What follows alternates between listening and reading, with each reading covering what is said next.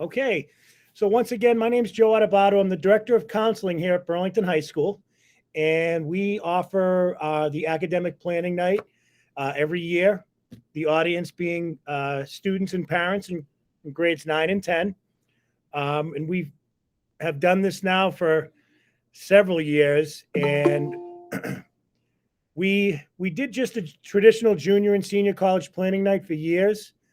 Um, but we felt freshman and sophomore, it was also important to really give these grade levels the opportunity to get some good information about academic and college planning. So I'm just going to jump right in. If you bear with me, I'm just going to share my screen. So just to start, again, the counseling department here, we're comprised of 5 counselors and, well, really 6 everyone's a counselor, but we have school counselors, which do the traditional college and career stuff. And then we have 2 counselors that are devoted more towards social emotional things. And we have the names posted here. And this slide will be shared after, so you'll have the opportunity to look at this information after. And not all the counselors are here tonight. Several of them are. And the format for tonight is each counselor is going to just discuss a different topic in regard to college and academic planning. These are our secretaries. So when parents call the office, oftentimes you speak to either Anisha or Teresa. And we have their phone numbers and information here as well. The things we're going to be discussing tonight, this is our agenda. We're going to talk about academic planning. We're going to talk about a program called Scoir. For parents that have had previous children go through the system here, we used a program called Naviance. We're actually still using Naviance with our seniors, but we're transitioning to a new program called Scoir. Scoir does also allow for some career exploration, which we'll talk about. We'll talk about college, just the basics. We'll talk about stress and anxiety and some of the things at the school that we're doing to alleviate that the best we can. And then we will open it up for questions at the end, but we have several counselors part of this presentation. So I would encourage you to ask questions right in the chat, and we can try to answer them in real time. And, hopefully, again, we'll still open it up at the end, but maybe we can answer those questions before the end. One thing we usually like to mention is something called our developmental model. So this is something that the counseling staff has developed over the years, and it's essentially what we do at each grade level. We have expectations and things we try to do with students at every grade level. These are kind of the overarching themes for each grade level. And there's a link here that I'm not going to link to now, but it does give more of an in-depth breakdown of some of the activities we do each academic year. So next, I'm going to hand it over to Miss Rogers. She is going to talk a little bit about the social emotional aspect. Miss Rogers, maybe to make it easier, I'll just keep the screen up for you, if that's okay. That sounds perfect. Thank you, Mr. Attubato. I appreciate that. Awesome. All right, so welcome. Thank you everyone for being here. My name is Jackie Rogers, and I am school adjustment counselor here at the high school. So just gonna try and keep this quick, but we wanted to take this moment to introduce a new service we've been offering since fall. So these are small counseling groups that we've started piloting between myself, and it's co-led with another school counselor. So in a nutshell, it's a service to help students learn skills and strategies to manage stress and anxiety and low mood. It is voluntary, but available to all students. Groups usually are around 6 to 8 students organized by grade level. So we're currently running a 9th and 10th grade group that started our last week, and an 11th and 12th grade group that started last week as well. So we're in our most recent round of groups. They meet over the course of 7 weeks at the same time each week. So these 2 groups meet on Wednesday afternoons. As I mentioned, they are completely voluntary. We don't ever want to mandate it. We've had some positive reviews from students. We do require that a signed permission slip comes in that the student signs and a parent or guardian signs. We have run 4 groups so far. And again, we just began our next 2 this month. And please feel free to contact myself or your child's school counselor with any questions. The last thing I'll just mention quickly, so this isn't kind of group therapy in the traditional sense of lots of sharing and processing. It's more like a boot camp in stress management strategies and a safe space. Okay, thank you. Okay, next I'm gonna, hang on one sec. Joe, do you want me to share my screen? Yep, I'm just having a problem.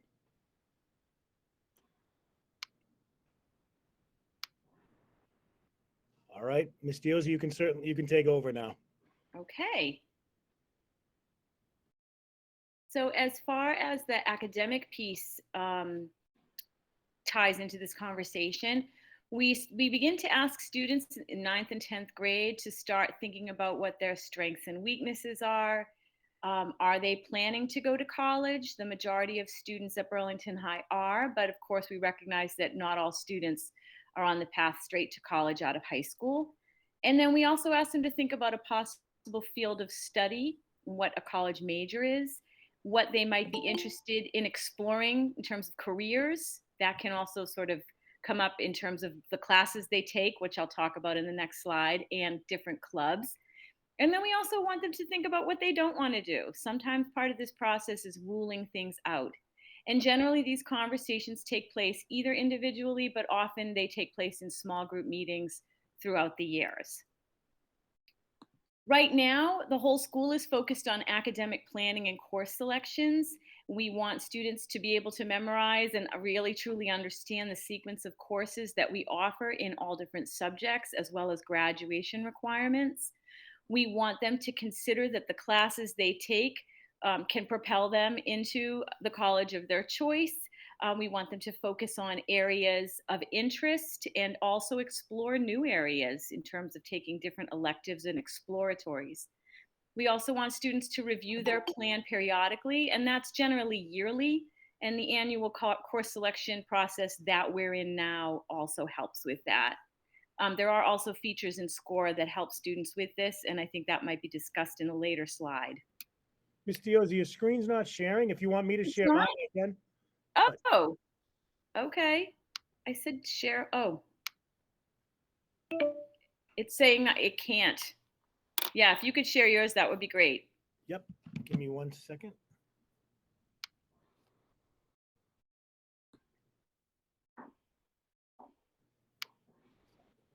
Sorry about that.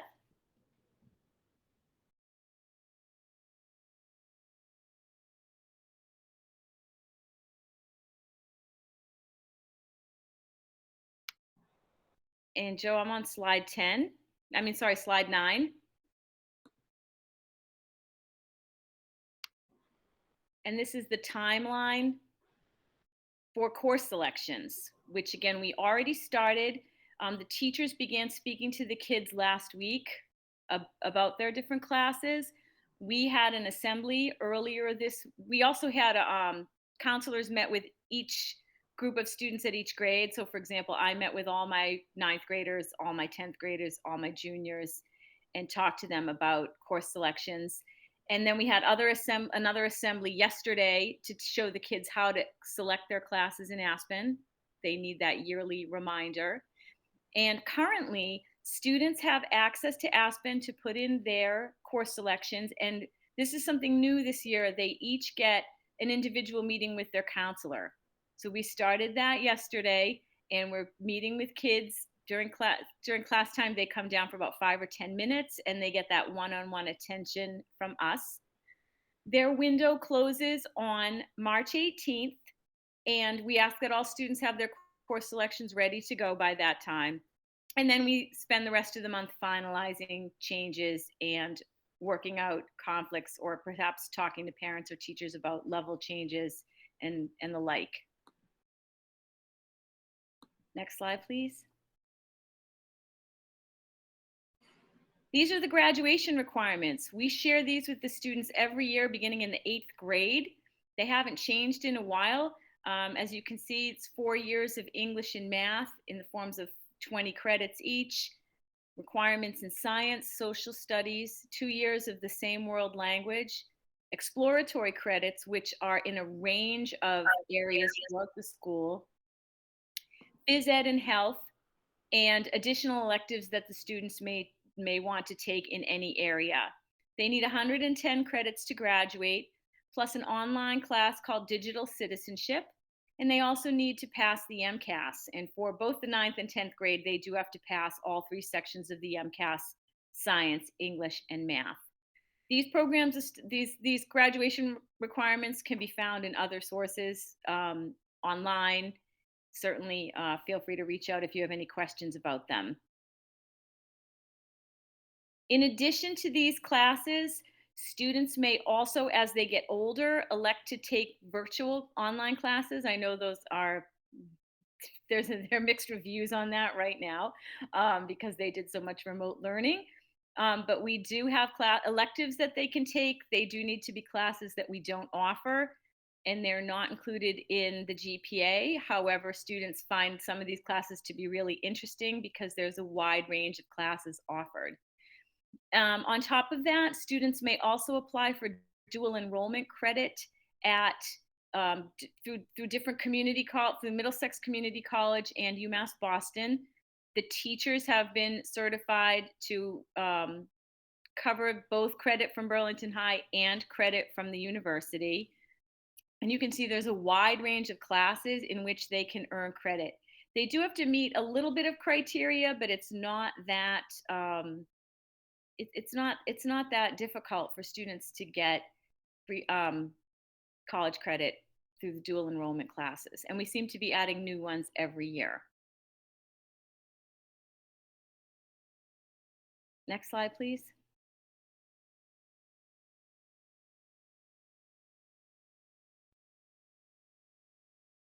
And as I mentioned, students are required to pass the MCAS. They are going to start taking the test in March, this month, I guess, for English, and then the math will be in May for the 10th grade. 9th graders take their science exam in June. It's all online, and we provide the devices for the students. Depending on how they score, they might need to be on an educational proficiency plan to help them make sure they're meeting benchmarks for graduation. We offer retakes of the exam for students who need it, who don't pass. And also, if students get exceptionally high scores within our school, they may qualify for a tuition discount called the Koplik Scholarship or the Adams Scholarship. And those are good at any community college or state college or university in Massachusetts. So that can be a nice reward for MCAS scores. And now, I think, is it Miss Minty? No, it's me. Okay. Hi, everybody. I'm Gloria Watasic. I'm going to talk a little bit about Scoir, which is our new program. As Mr. Attubato mentioned, we are transitioning from Naviance to Scoir, and hopefully you've heard your students talk a little bit about it. So why are we using Scoir? I think it's very user-friendly. It's really, a very useful tool in the sense that it helps students find their college fit.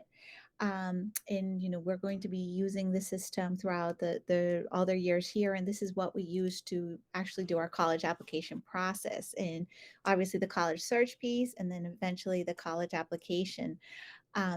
We also are encouraging all our students to do some career assessments. Among them is YouScience, which is I like to say it's helping students understand what makes them tick. The skills and the knowledge that they need, the knowledge that sets them apart. And it's a little, it's about 90 minutes, but you don't have to take it all at once. You can do a little bit at a time, but the information that you get from it is really helpful. So we encourage you definitely to tell your students that the more work that they put into it, and the time, the thoughtfulness that they put into the assessment, the more information that they're going to get out of it.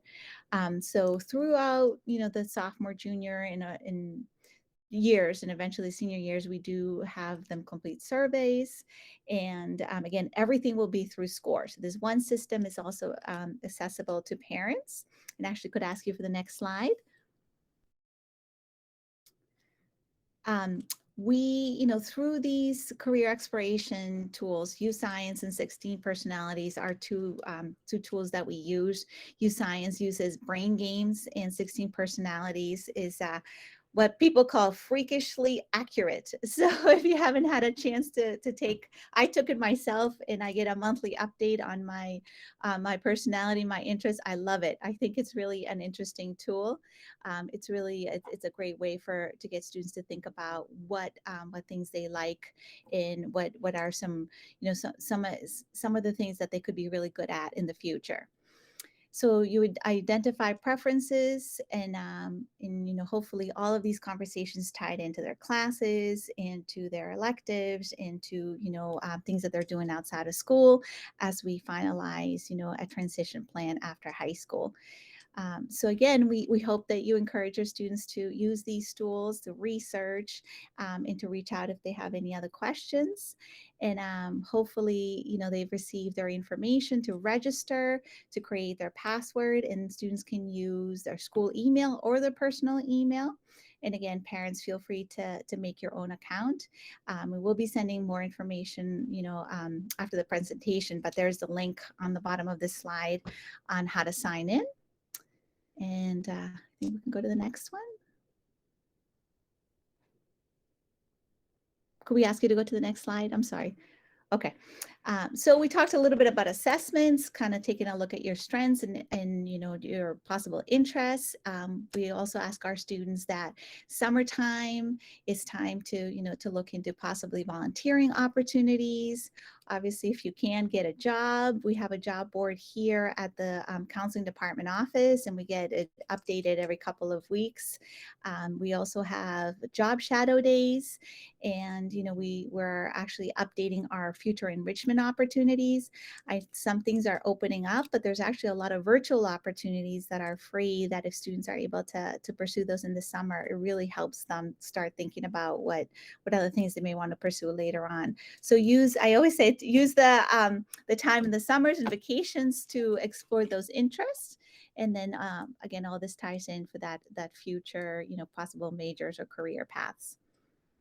Could I ask you for the next slide? Okay. And Now I think that's Ms. Minty. Thank you, So thank you. Fantastic. Hi, I'm Emily Minty, and I'm going to talk about the portion, I guess we're calling it college basics. So, now is not the time that your sons or daughters are applying to college, but it doesn't hurt to know the basics in advance.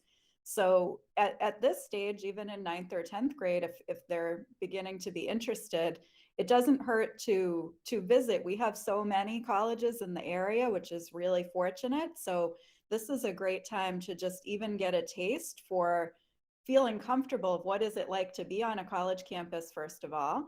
And no matter what college you visit, will tend to give you a feeling too of what do you want? Do you prefer a college that is right in the city, or one that is more in a tranquil area?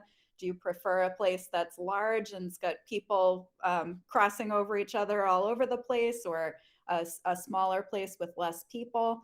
So you certainly can sign up for formal tours, but normally that's something you might wait until the end of sophomore year to do. But earlier than that, just simply going, again, just being on the campus, maybe going to a game or a concert, or visiting a friend or relative. Ms. Wojtasek shared how Scoir has plenty of search information about colleges on there. And if you look at any college website you're interested in now, they do have information on there if you are interested in attending any of their virtual information sessions or tours. And even about, there are some fairs that will be put on where a large number of colleges will come together and send representatives, sometimes students who've gone there, sometimes admissions representatives, you can go to one place and get information about a whole bunch of places at once. And there are a variety of websites you can look at, including the big testing websites, SAT or ACT, collegeboard.com or actstudent.org. And of course, I'm sure most of your children know about social media. All right, next slide, please, Mr. Attubato. All right, so the main factors when colleges are deciding whether or not to admit a student, this is down the road again. The first one listed is transcript, because that is always the most important factor. And we're going to show you a sample transcript on the next slides. But basically that is the record of what classes they've taken in high school and what their final grades were in those classes. Another important factor at many colleges is the category of extracurricular activities. So that can include all kinds of things. It could be being involved in things at the school, such as band or sports or clubs, but it could also include other activities in the community, jobs, that whole gamut of things.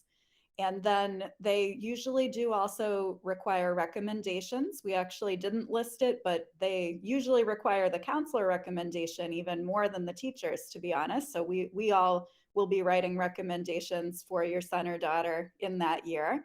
But also they usually require at least one teacher and sometimes two teachers. But we would have a preference for those teachers being from junior or senior year.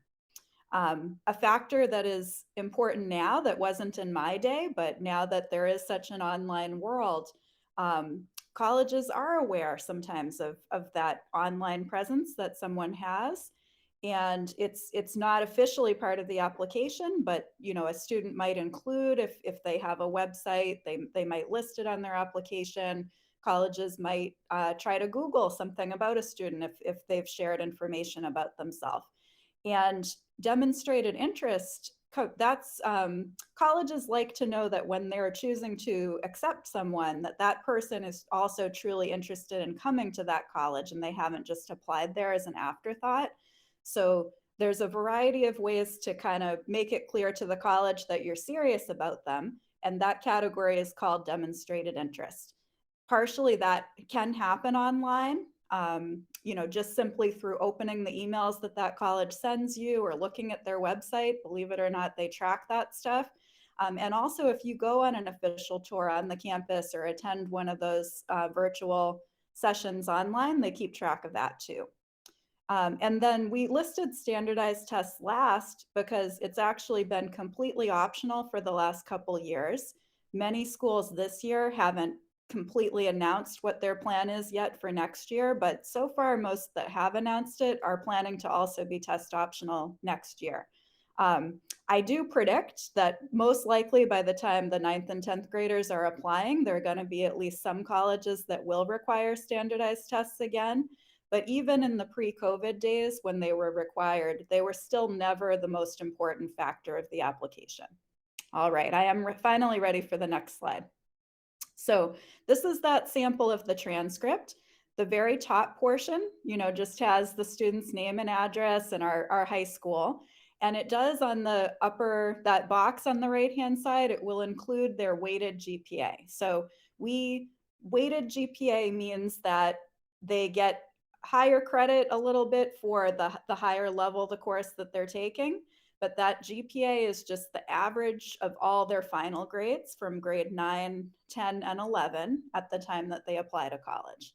Now let's look at the main part of the transcript on the next slide. So this, even beyond just the GPA, this is what the colleges will really study to when the students apply. So as you can see, it does list, like I said, every course they take in 9th, 10th, 11th, 12th grade. What's a little different is just timing wise. When they are applying, they don't have final grades yet, but otherwise you get the idea. It shows the name of the course, it does show the level that they were in, and it shows the letter grade. So the colleges see the GPA as the average of all that, but they do also look at those trends. So, in this student's case, they're noticing this was a very solid, consistently strong student every year. One C+ there in junior year, but it was in a tough class. And they also see the student took a combination. It looks like also pretty consistent of some honors and CP courses each year. And then they added in a few APs, kind of increasing their challenge along the way too. And then the bottom of the transcript is less personal. This is just where we put code so that the colleges understand what our levels are and what our symbols mean, how it even refers to what was the remote learning situation during COVID, and how do we calculate the GPA. All right, so a bit more about those extracurricular activities. During their junior year, this is an activity that we work on with them in small counseling groups. So we will assist them in creating that activity list, but they're encouraged certainly along the way to just keep track on their own of what they have been doing during 9th and 10th grade. And it's really a list, not to try to be a laundry list of every single thing you've ever done, but it's really the idea is to highlight what are those most major things that you've been most involved in and are most meaningful to you. So it is quality over quantity, truly. So people, I think, often feel like they need a certain number of activities, or they get nervous that they need to have an activity in every category, but that's absolutely not the case. The colleges just want to learn more about what a student is interested in outside of their classes. The last bullet is just something else to be aware of. You may hear about Adopt a Class events over the years, and that's a separate, something we would strongly recommend that the students do keep track of which Adopt a Class events they attend during high school, because there is a scholarship they can apply for in their senior year that's based on those hours specifically. There are many other scholarships too, so again, don't get so obsessed with Adopt a Class that you forget about everything else. But when they do volunteer for those Adopt a Class events, they should be keeping track of them too. Okay, ready for the next one. So then my last piece just on what we share with colleges is we do send them a profile of Burlington High School that goes along with the transcript. Since many of our local colleges are very familiar with our school, but many others might not be as familiar. So it summarizes, gives them some information about the community of Burlington. It does let them know what our graduation requirements are, so they can see, when students have not only met them, but they've exceeded them. They see what levels we offer in different subjects. They do also get the averages of what are the average GPAs for that particular class, and the average test scores for that class. And now I believe the next counselor up is Ms. Rasso. Thanks, Ms. Minty. Next, I'm just going to briefly talk about some of the different admissions requirements for some of the Massachusetts state schools, and then some of the other schools that our students might apply to. So for the Massachusetts state schools, these are some of the requirements.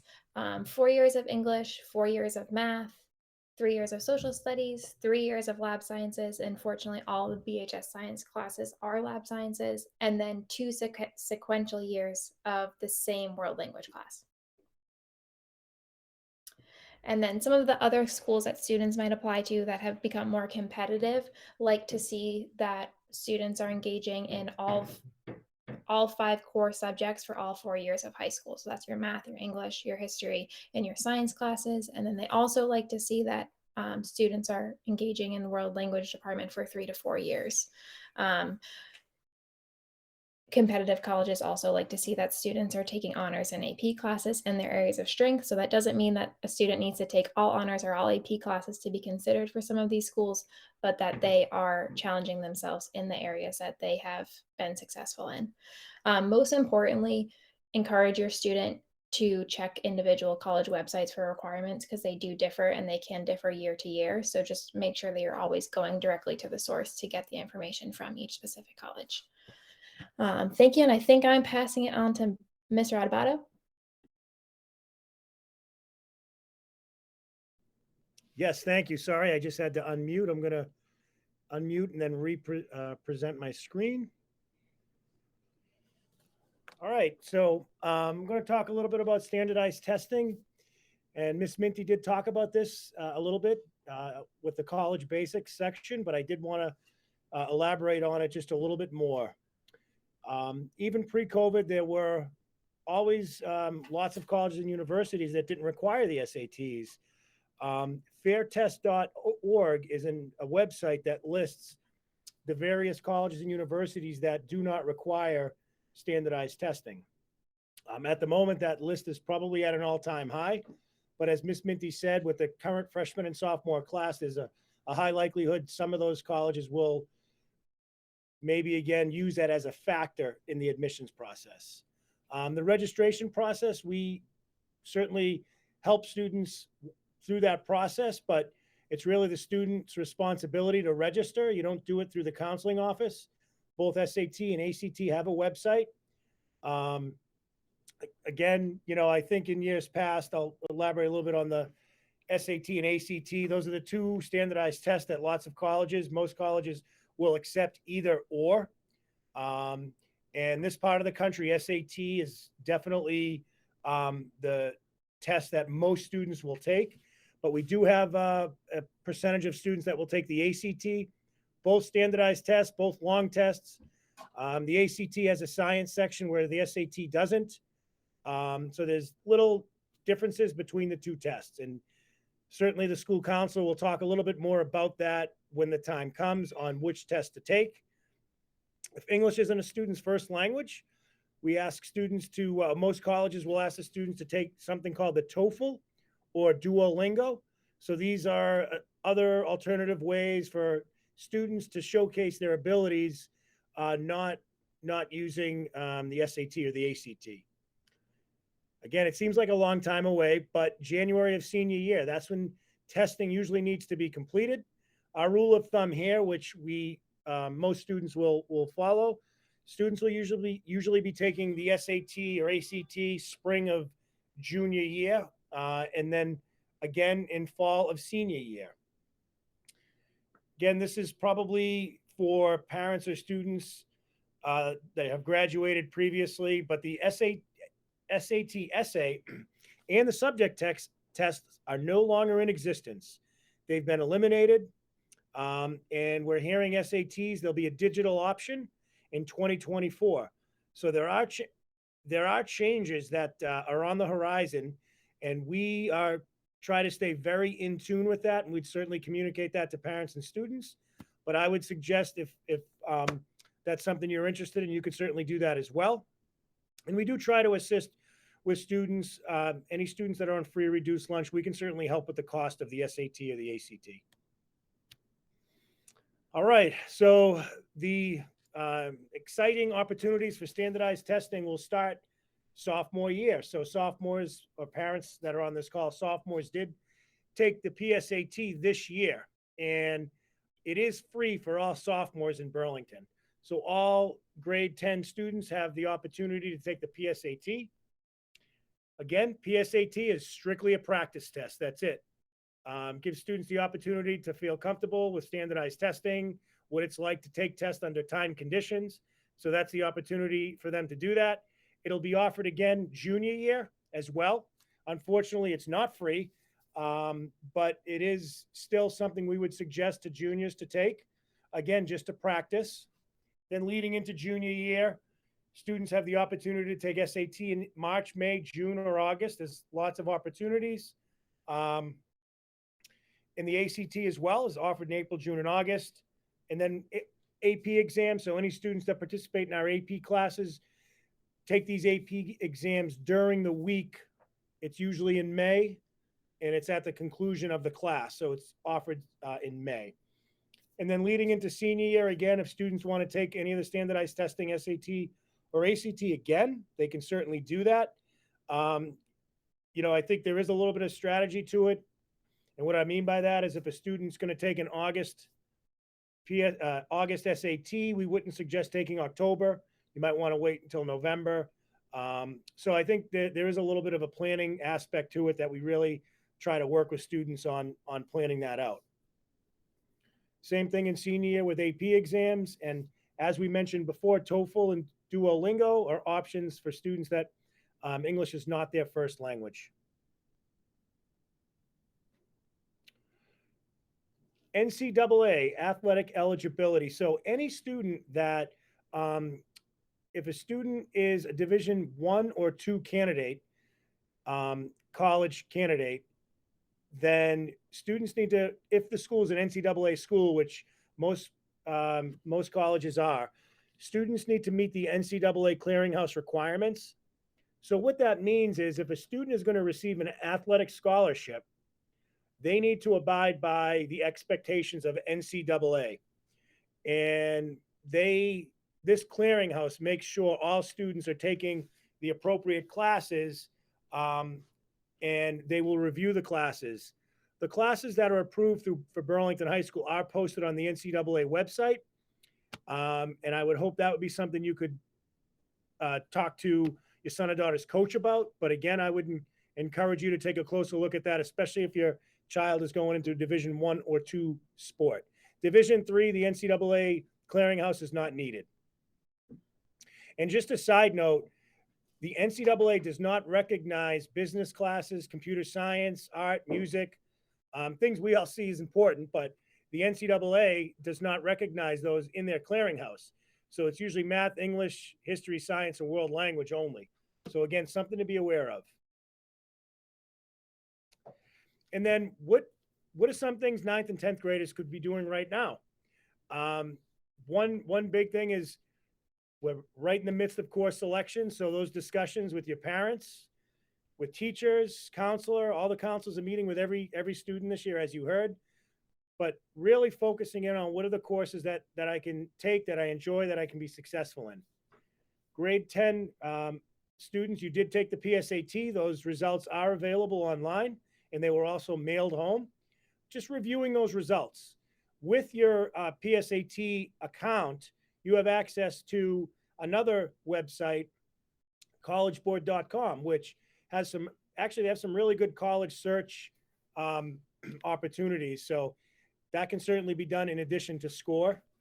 Career interests, again, that's something that students could be doing. And Scoir can certainly help with that with YouScience. As you heard Mrs. Wojtaszek say, it can help you look at the 16 personalities and maybe some careers that align with students' personalities. Colleges, it's never too early to begin to at least look at colleges. Whenever you go on a family trip or even traveling right here in New England, we're very lucky where we live.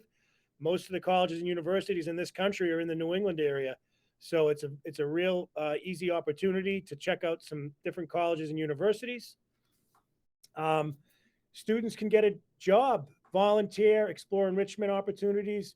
So we have some posts on the Burlington High School Counseling website with some recommendations for any kind of volunteer or enrichment opportunities. We're lucky where we live in this area with Leahy Clinic down the street. They have a summer program, and students have been involved in that. They not only accumulate hours, volunteer hours, but they also just get a really good experience of the healthcare field. So there's other opportunities like that we do have posted, and we encourage students to do that as well. And then one other point we like to make is any kind of leadership role in long-term activities. So student taking a lead in an activity, and it could be any activity. We have close to 60 clubs or activities here at Burlington High School. So students really have the opportunity to participate in all these clubs and really get involved. And when we say long-term, I think that's, I think it's intrinsically the right thing to do, to stick to something long-term, especially if you enjoy it. But I do think colleges like to see that as well. Meaning if a student is signing up for a bunch of activities their last year of high school, I don't think that necessarily looks good. But if a student's been involved in fewer activities, but throughout the 3 to 4 years of high school, I think that is something that is really shows that the student can make a commitment. Next, I'm going to hand it back over to Miss Rogers. Hello, everyone. Thank you for being with us again. I am back to talk a little bit about stress and anxiety and some strategies. And Mr. Attubato, should I share my screen or, okay, oh, you got it, perfect. Thank you. So when we know that we talk about academic planning, whether it's for grade 9 students or grade 11 or grade 10, anxiety and thinking about the future really go hand in hand. So we try and remind students that stress and anxiety is extremely normal. We're all hardwired to have some stress living in our bodies. It's a biological kind of instinct to run away from things that we perceive as a threat. And we try to normalize that in the counseling department to remind students that anxiety keeps us alive. It helps push us to reach our goals. And some of it is good. It can help us to get that adrenaline that helps us perform well in a sport, or on stage, or on a test, for example. So some of it is good. We just need to learn how to kind of harness it and use strategies to reduce it when it's getting to that overwhelming level. We know that at least 1 out of 8 children and teens deal with heightened anxiety during their childhood. I'd hazard to guess it's even more right now in the current climate. So what are some things that can help? We will move to the next slide. So generally, things that are protective factors are getting some exercise, and having balanced meals, and practicing relaxation techniques. It could be anything as simple as listening to music that you enjoy, doing some mindful coloring, trying to structure in one small activity each day, even if it's for 10 minutes, that bring you joy. Easier said than done, but can be helpful to reducing overall stress. Something we notice a lot, I'm sure adults as well, but it's really kind of hyped up at the teenage years, is that we tend to have this inner critic and a lot of negative self-talk that we just live with all the time. So noticing it, reframing it, and trying to increase positive self-talk can be really, really helpful. The next one is learning to feel good about doing a good enough job. And I want to say in no way is this meant to reduce high expectations for students. However, we find that sometimes a student might really struggle to begin to even approach an assignment, to even open their iPad, to even start typing a paper, because they're so scared about not having a perfect end product that starting the process leads to shutdown. So when we remember that doing a good enough job is important, that progress matters and not just the finished product, we sometimes see students able to better approach a task. And again, for if any students are listening, adults struggle with similar things, so you're not alone in that. We also know building a network of friends can be helpful at any age for helping you to cope. Even if it's one trusted friend or a few, or people who you share common interests with, that can go a long way. Okay, I think we're ready for the next slide.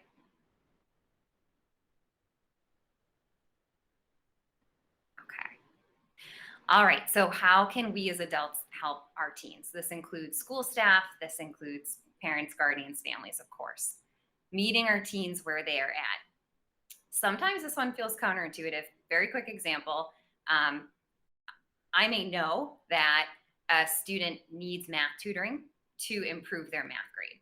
However, if that student is feeling a lot of anxiety around working in a small group or meeting a tutor they don't know, first we need to help them find ways to feel comfortable actually going to meet that tutor. So sometimes we need to scaffold to get a student, or to get a student to meet that ultimate goal. Readiness and buy-in plays a huge role. Also, learning and modeling stress management skills. So students will often see me using putty or doing mindful coloring alongside them. It's just to model that we all need this in our lives.